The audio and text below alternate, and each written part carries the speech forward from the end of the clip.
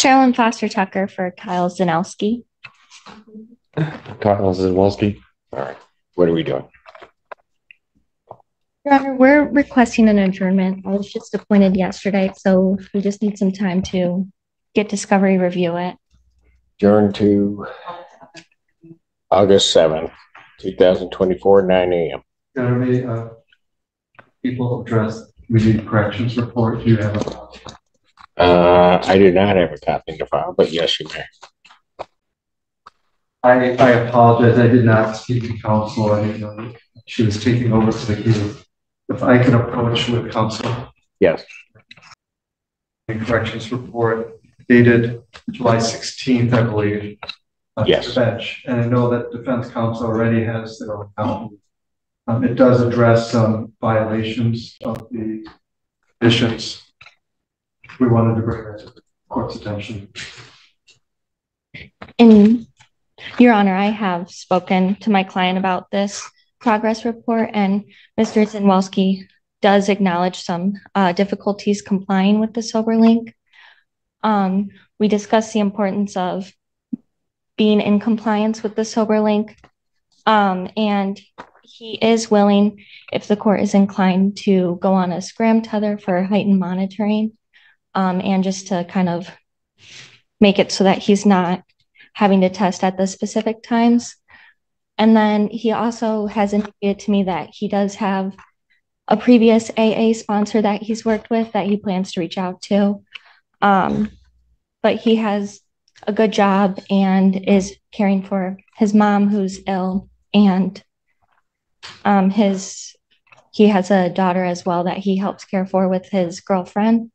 So we're just asking that this court either allows him to be on a scram tether, gives him more time to be in compliance, and get the treatment through AA. But I have some information to share with the court when you're ready. Yes, go ahead. Some background on the case that may or may not be reflected in the bond form. This involved a crash. This case, investigation. He had taken his girlfriend's car and then left the scene. There was a blood draw, and that was 0.181. I would also let the court know that the defendant has a prior high BAC conviction from April 28th of 2014 in the 15th District Court. It could not be used for enhancement purposes. And the court's already aware of the community corrections report.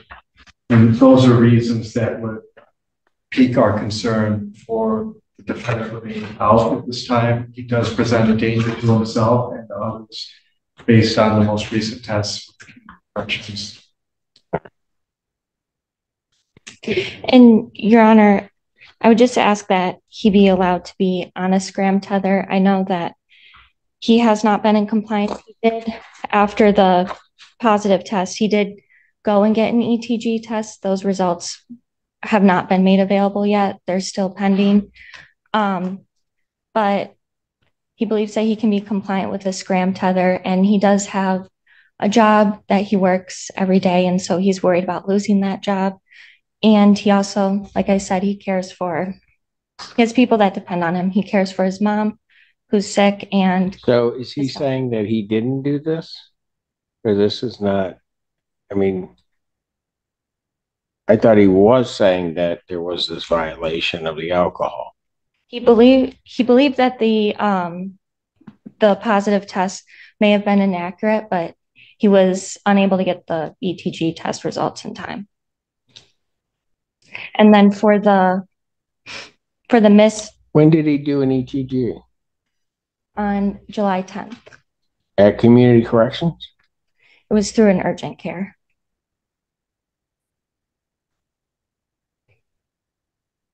Urgent care? That's what they told me. He said his previous attorney told him to go there. It was at an urgent care.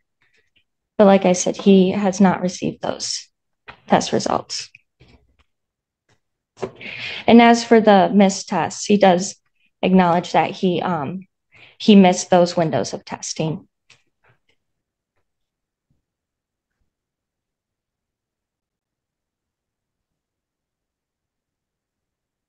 According to this, though, he made it 6 days 6 from the time of his release, really 5 days. before the first violation. But he's saying these violations, I mean, I get, counsel, what you're telling me, but is he saying he drank or didn't drink? I did not. Because they both said two things. I did not drink, Your Honor.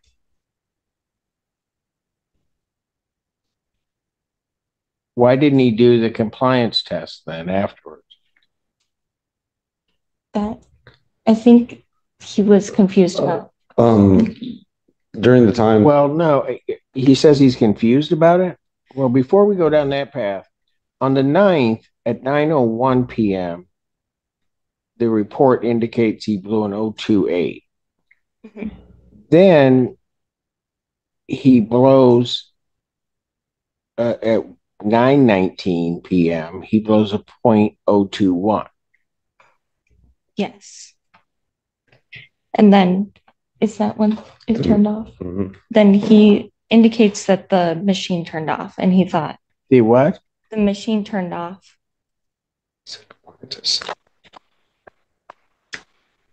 He knows he's supposed to do a compliance test when it comes back every 15 minutes. Yes, Your Honor. And it's a compliance test sent, and then pushed OK, and the machine shut off at that time. That's all I know. And then I woke up the next morning, and they found out that was they're blowing. And then after work, I went and got the ETG test as soon as possible. And thereon, I was talking to the previous lawyer, and she got all the emails that I had trying to track this down, but they just haven't got it back yet. Well, then somebody's going to have to get those to me somehow or another. But at this point, if I could just be able to continue working, and as soon as I get those results, I would personally come bring them to you or whoever I would need to. But I just would like to change. Here's the problem. What you're telling me about the testing doesn't make any sense, and about the compliance test. Because you don't do another test after the 9 p.m. test. You don't do another test until almost 12 hours later. Well, because after the 9/17 one, when I had me reblow, is when it said compliance test sent, and I just pushed OK, and the machine turned off. That's all I know. The first one did say retest, and I did that at 9/17, and it came up saying compliance test sent, and I pushed OK. And as I indicated before, he would be willing to go on a scram tether for heightened monitoring, with the understanding that he would be constantly monitored. Yeah. What he's telling me doesn't make sense when I'm looking at the report. Defendant's bond is revoked pending a hearing. They can get that to me. Defendant's remand.